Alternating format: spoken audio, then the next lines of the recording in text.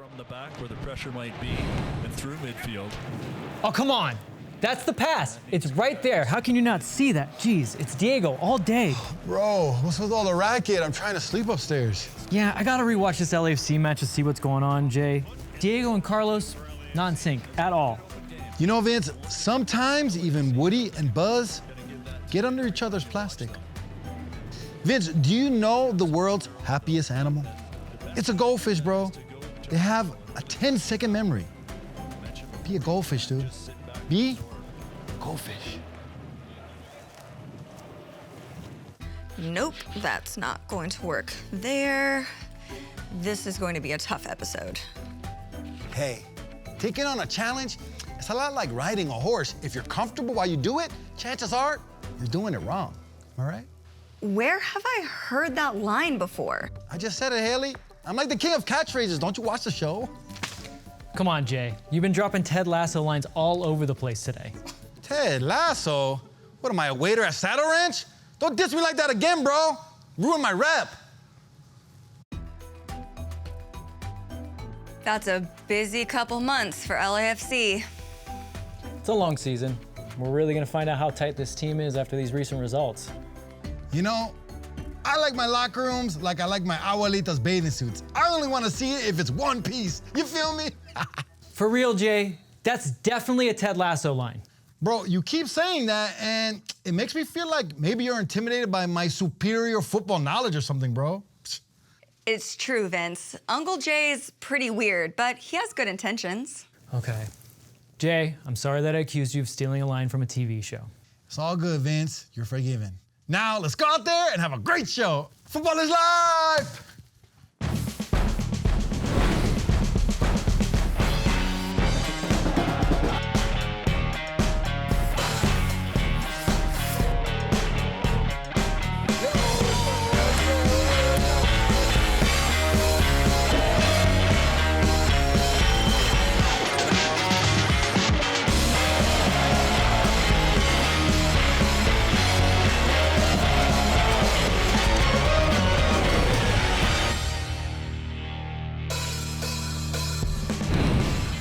Hey everybody, welcome back to another episode of 110 Football. I'm so happy to not only be back, but be hosting this week with Vince. Look at me, being nice to you already. We're starting off strong It's here. the chair. We've got a huge show, but first, we have to address the big news of the week. LAFC completed a blockbuster deal sending Mark-Anthony Kaye to the Colorado Rapids for around $1 million in allocation money and an international slot. Vince, what were your initial thoughts when this news broke? We're going to talk more about what it means to the team, maybe formations and tactical, but I want to talk about Mark as a person. He's a great dude, so I'm a little emotional. I mean, he came here from the USL, little known, made a day one starter, became an all-star. He was here for that record-setting season, so yeah, I mean, emotional. I mean, he was a cool guy to be around and a real leader on and off the field. And, you know, that seems to be the overall consensus and reaction of everyone in the black and gold. But like the long MLS season, we have to keep moving forward. We've got highlights from not one, but two LAFC matches. First up, last weekend's battle with Vancouver. And we had some special guests in the house. Cristo Fernandez and Brendan Hunt from Ted Lasso. You know, house favorite around here. Yeah, unfortunately, that was probably the only highlight of that night. Well, yeah. Well, here we go into this one against Vancouver. Oh, hey, Carlos. I was Look all at that smiles when it smile. started, too. Yeah, and then, you know, really optimistic about this one. Thought we were going to hit the 3-goal mark, and then, This well, was not against the run of this play, happened. too, which was sad. Like, they were kind of dominating, but they were still there to finish. Like, Kim could probably clear that, or Thomas has that. I mean, not much you can do there. Right, but what about this one? This you can be a lot better, and Murillo kind of gets lost here between two guys. The set-piece defending had been good up until this point. Yeah, and I mean, seeing that dancing, just that taste that LAFC had to have in their mouth. But then we've got this play, The this captain. beauty. A lot Yep. of talk about leadership, and I know we're going to talk about it in the next game, but like he's been doing this, where he basically picks up the team and says like, I will take you to where we need to go. Angry Carlos is a fun Carlos to watch. Yeah, he's like, don't tell me when I didn't score. And then right here, this goal, man, that finish, brilliant. Killer finish, very technical, and that's really hard to do, but Right, but I mean, they finished in a draw, and that feeling I'm with Bob is, here, just look him turn. Right, Ugh. it's unfortunate, and it's a result that we're getting tired He's trying of. to figure it out. We hoped that disappointing draw would spark something in LAFC. Yeah, about that. Well, we're obligated to review Wednesday's match versus Minnesota. Like legally obligated? Yeah, we gotta rip the Band-Aid. Do I need to lawyer up? Maybe. Uh-oh. Ooh, the wound is still very fresh on this Minnesota game. But there's Ollie. There was Ollie, and you know, Ollie's the great. 32-52, they showed out. Yeah, our co-host on the pregame, Jessica Black, loved the 32-52 in person She for the did. first time. She Hey, did. and there's Carlos carrying the team on his back That was, again. I mean, that was beautiful right there. I could never have someone, oh, and I loved that. What do you think the bunny celebration is? Did we ever figure that out? We have not. Anyone watching the show, if you figured it out, Yeah. let us know. Ooh, that's filthy. I mean, to go from almost sliding on your butt to finishing it into the corner, that's tough. Right. I mean, that's Reynoso. That's what you pay him for. And then this one, great, Vince. Talk about this Hey, we one. scored on a set piece. I know. That's And it's why I was gonna let Tristan's you first have that goal since moment. 2019. Yeah, I loved seeing his reaction. You could just tell that Well, pure he runs joy. to the coaches because they're the ones that put Oh them gosh, through this, you and know? this is just. Can we not? Can we Well, just? this is the can we double just leave save. this out? Not yet. Okay. not yet. Okay. Yeah. I know. Yeah. You got PTSD. Oh, I You're do. already I do. That's getting why I'm there. like, I'm cringing. Oh, and here. Yeah, this is literally like the last kick of the game. No. Should the whistle have been blown sooner? Maybe. Yeah. You know what I want to point out though is there are 6 defenders to their 4, so it wasn't Right. like LAFC wasn't defending. Right, and again, another draw. So, Ooh, standings. you know, it left us where we're at in the standings, but there's just so much more to be desired because of what could have been. And that's what I look at when I see this. Look at the games played column. This Right. weekend, there's going to be quite a few teams that have a chance to catch up to us. We're still on that first page, but as we go to the second one, you're starting to look at that second page, and you're even starting to see some teams that this weekend could really catch up on us. And that's Right, not good. things are definitely looking dicey, as you mentioned. Look at all of those games still that have to be played this weekend, and you know, next week there's a really, really big match for LAFC on the horizon. San Jose, they have a chance to bridge some ground, but we need to keep spacing out, so another 6-pointer coming up. Right. Before we hear what's coming up on the rest of the show, Vince, one word to describe LAFC's week after the big news and those highlights. Deflating. Oh, wow. It feels pretty rough after we lose a seminal guy like Mark-Anthony Kaye, and then And those the way results. Minnesota ended, I mean, Yeah. it just feels like we're just continuing to be reminded of that one. Nowhere to go but up. Hey, that's very true. And we're headed down to the fan cave. Uncle Jay, take it away. Thanks, Haley. This week, we grubbed it up at a dope pre- and post-game spot just north of the Banc called Caveman Kitchen. Bro, their pollo al mojo is bomb. Then we asked LAFC players something that you should never talk about in public. But they did. And Eli breaks down why there's trouble in Vice City. But first, Vince and Haley are gonna school us, we'll see, on what's going on with my boy Diego Rossi. What is going on with Rossi? That fool's a little off.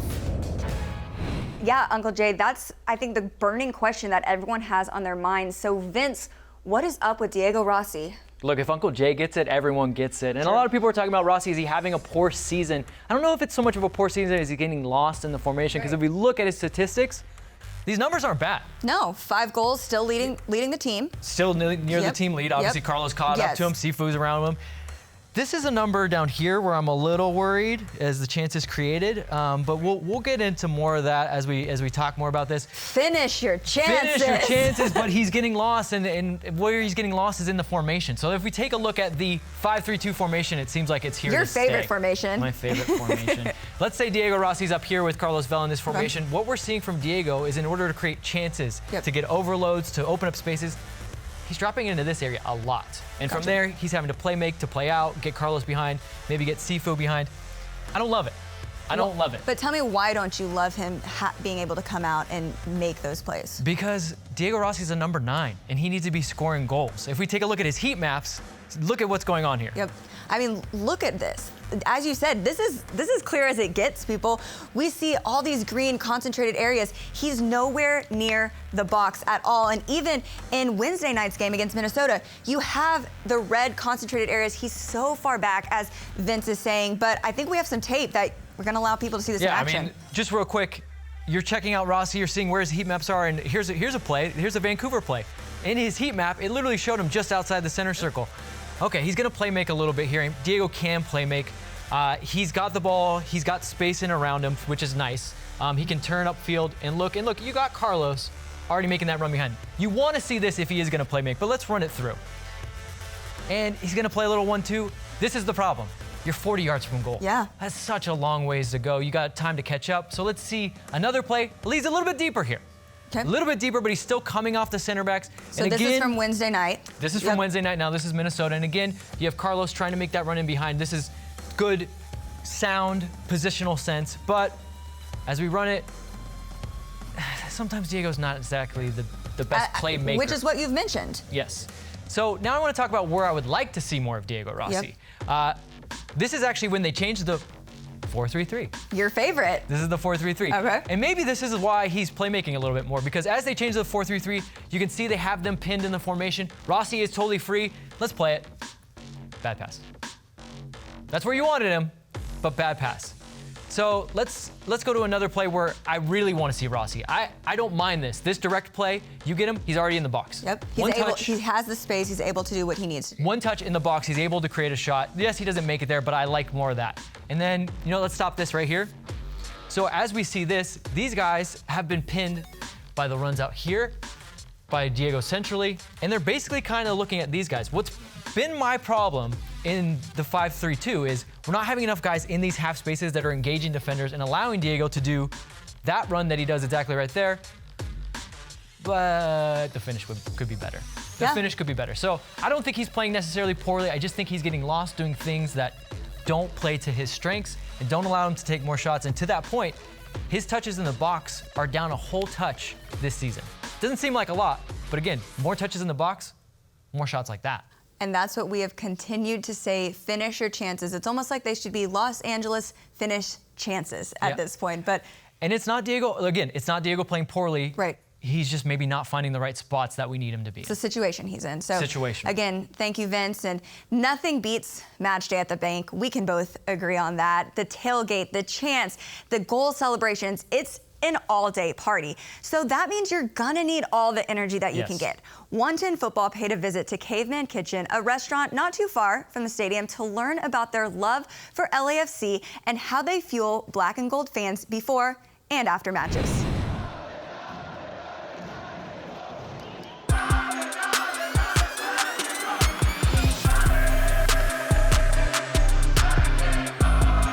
We've made it a routine to just come to Caveman Kitchen and eat every time before the game. Every LAFC game is a pre-ritual that we love to do. Like, we love to eat here, especially the lomo saltado here is great.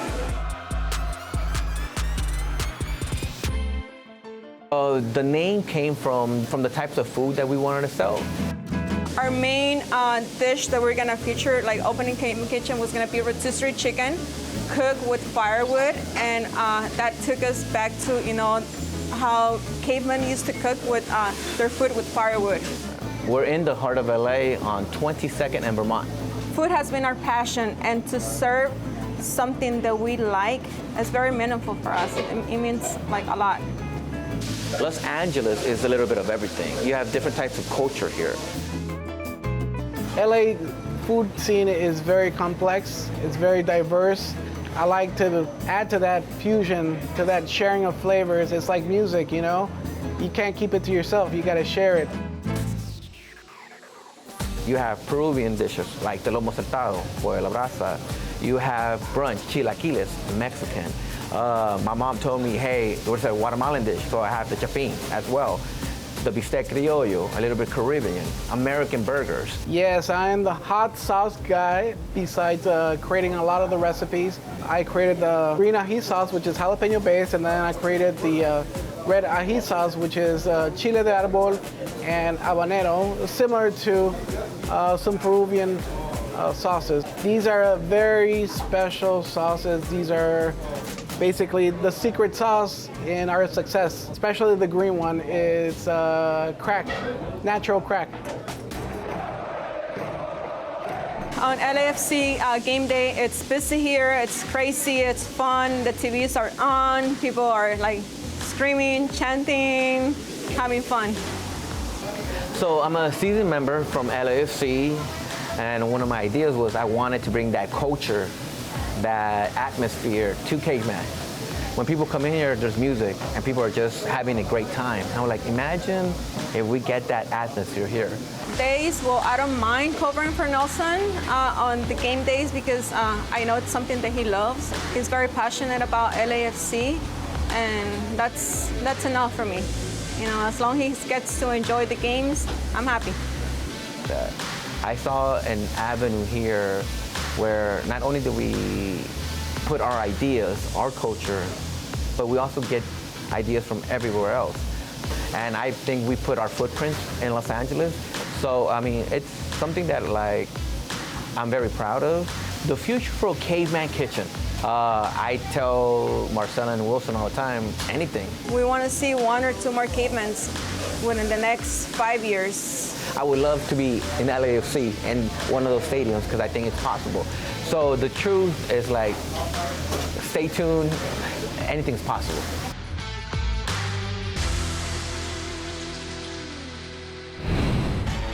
.110 Football in partnership with Adidas.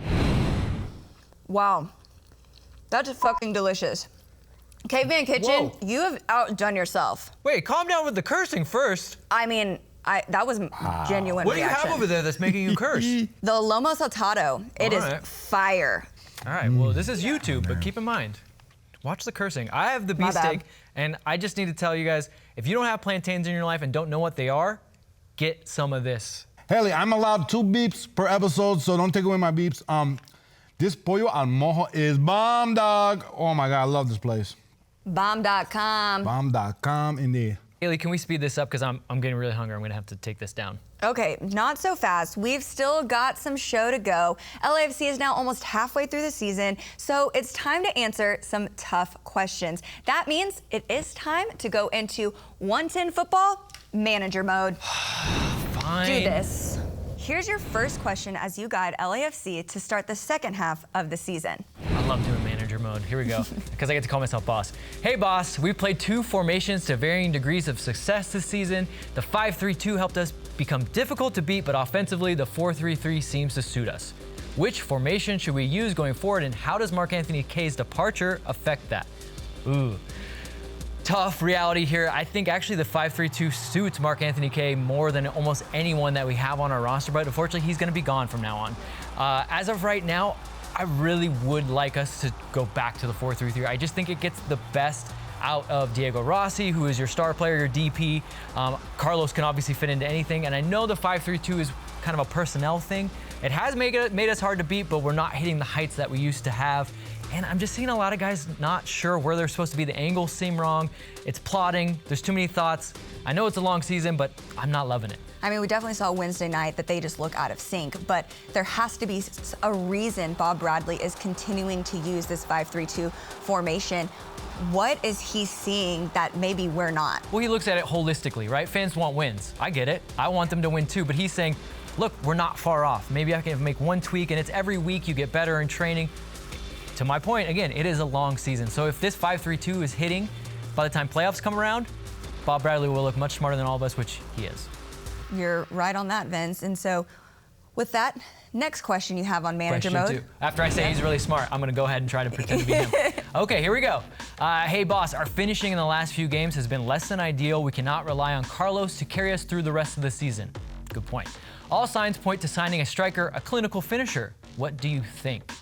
I just need to point out, finishing has been less than ideal. That's an understatement. Right, and I just need to point out that Carlos has scored in each of the last 4 games, so he actually can possibly... He's got the team on his back. Yeah, he does have the team on his back. He can carry us, but the bigger point is this. Although he's scoring, we're not getting 3 points. We're not getting the full complement of points. We're still creating a lot of chances.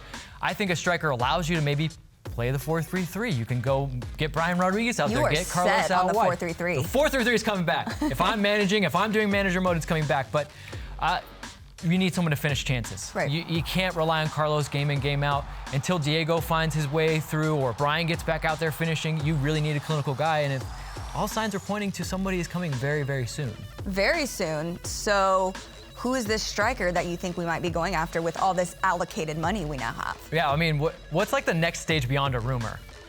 I don't know. It kind of, Is it guy arriving at an airport with LAFC fans swarming him to get him to sign That things? seems a little extreme. You know, maybe we're in the medium in between there, but. I'm just saying, search Twitter, and there might be somebody that arrived at an airport with LAFC fans asking him to sign things. That's the striker. Oh, all right. Cryptic. Well, that is cryptic, but not cryptic. And those answers do give us a lot to look out for in the second half of the season. And I wonder if Bob Bradley or our viewers would answer them in the same way. Maybe give us your thoughts in the comments or tweet at Vince directly. He really seems to love that. My Twitter's great right now. Okay. We're good. We're all good on Twitter, guys. For now, until this show airs. Probably. As for the question in this week's LAFC Class of 21, I'm not so sure that there is a good answer. Why don't you guys check this out to see what I'm talking about? Would you rather be always itchy or always sticky? Oh, wow, that's a good one. If you were sticky, if you just stood still, you'd be fine. Itchy, you're constantly. Sticky, for sure. Sticky. ¿Cómo es? Sticky. Sticky. Continue. Sticky, yeah. I don't want cheeky, yeah. I don't want sticky. Yeah. Itchy? Sticky just gross, bro.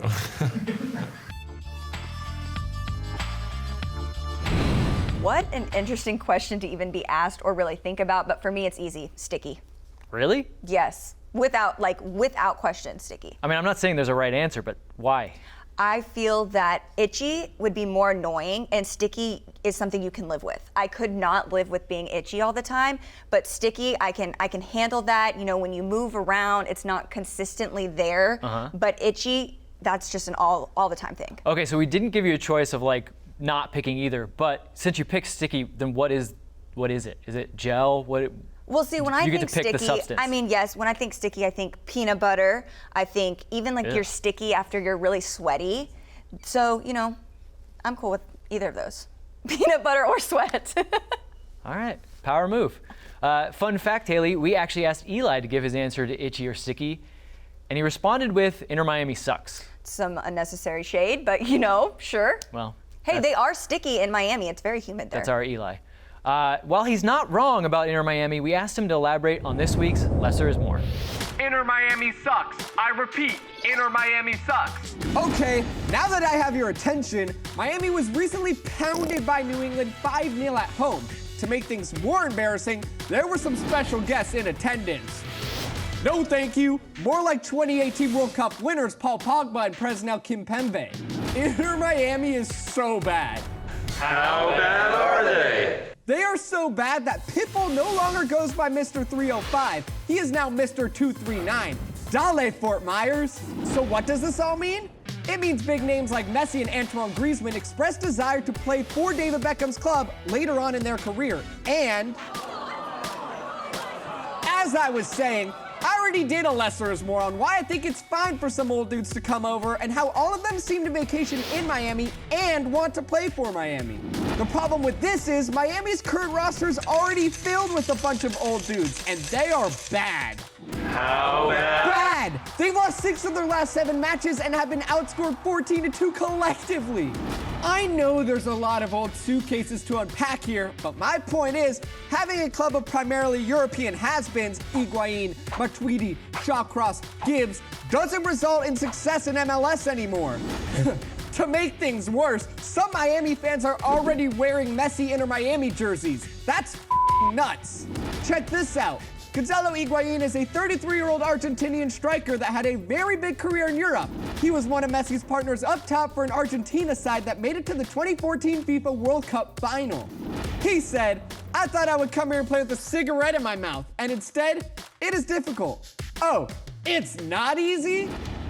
Duh, it's 2021, the age of the youngster in MLS. The style of play is faster and more physical. Despite fielding a 2014 World Cup runner-up and a 2018 World Cup winner, Miami is outgunned and outmatched. Listen up! You can't attract a Messi until you've actually had success on the field. So clean it up, Miami. Think younger, or you'll never get Messi. Gonzalo Higuain, isn't that your boy from Juventus, Vance? Was my boy from Juventus until he went to take that extended smoke break in Miami, which is where all superstars go to have their permanent vacation. Miami's a great spot. too great, maybe. Yeah, clearly. But Inter Miami, if I could interest you in another Juve player to possibly replace him, how about an Aaron Ramsey, maybe? Whoa, not on his contract. Bro, you know what I would do with $400K a week? Dude. Simple. Buy all the Yeezys in every colorway possible. How did you possibly know that, bro? Bro, have you spearfished me? I don't even know what that means. I don't know what. I knew it. I have no idea what spearfishing means. Anyways, that's the show. There is no LAFC game this weekend, but a busy double game week next week. That's right. Defenders of the Banc join me Wednesday ahead of what we hope is a bounce-back match against SKC. And the great Max Bredos will return. He'll be in that chair that Haley's currently sitting in, and he'll break down the match with me on Friday. He will. I will not be here next week, unfortunately, but I'm going to correct you on one thing. Just one. We will have a bounce-back week next week. This team needs all of our positive energy, so keep bringing it. And don't forget to follow 110 Football across our social media channels. Till next time. Bro, that chair has a lot of power. Bro, you're kicker 577, aren't you? You're that fool that keeps DMing me on my Instas. LAFC Vince, that's Dude, the you're one. spearfishing me? You're sending me No, he's just abusive LAFC Vince. DMs? I'm gonna report this to HR again, bro.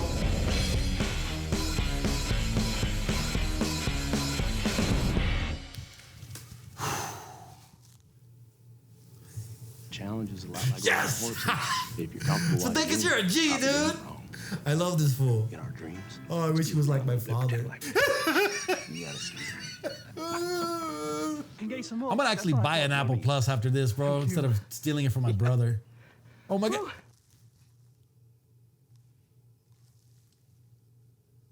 Can get some more. That's all right. No. Did you enjoy today's show? Make sure you hit that like button and subscribe. And don't forget to turn on the post notifications. You know, that little bell, that ding, ding, ding.